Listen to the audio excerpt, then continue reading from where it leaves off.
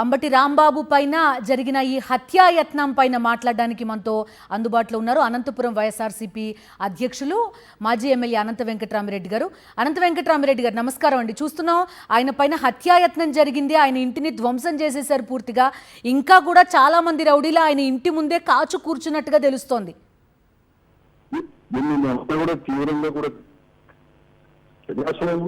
ఎప్పుడు తావు కూడా లేదు.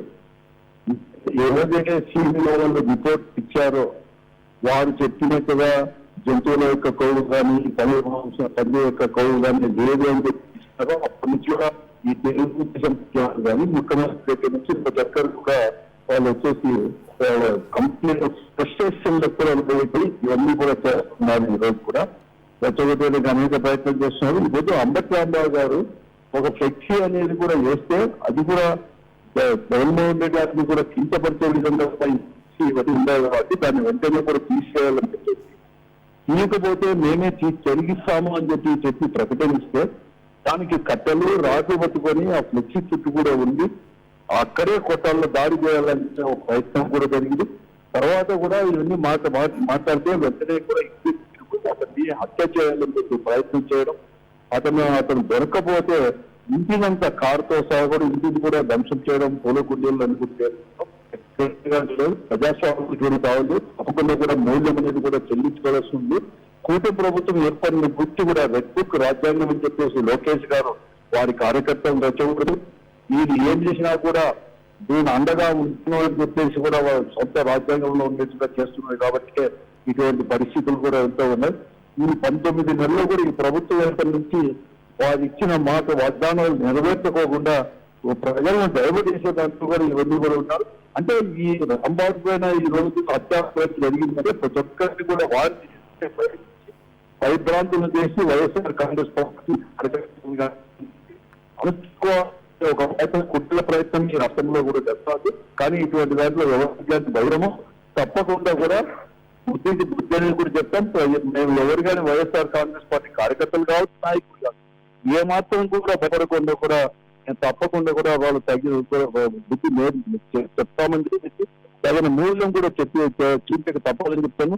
ఇప్పటికైనా చంద్రబాబు నాయుడు గారు ఎవరైతే ఆ శాసనసభ్యురాలు ఆ ఇంటిపై దాడి చేసిందో, ఆయన ఆధ్వర్యంలో దాడి చేశారో వారందరిపైన కూడా వెంటనే అరెస్ట్ చేసి కఠిన చర్యలు తీసుకోవాలని చెప్పేసి డిమాండ్ చేస్తున్నాం. లేకపోతే మాత్రం తప్పకుండా కూడా ఈ ప్రభుత్వాన్ని కూడా స్తంభించడానికి కూడా వైఎస్ఆర్ కాంగ్రెస్ పార్టీ అనేది ఇప్పుడు కూడా సిద్ధంగా ఉంటుందని చెప్పేసి కూడా రైట్ అండి. అనంత వెంకటరామిరెడ్డి గారు, థ్యాంక్ యూ.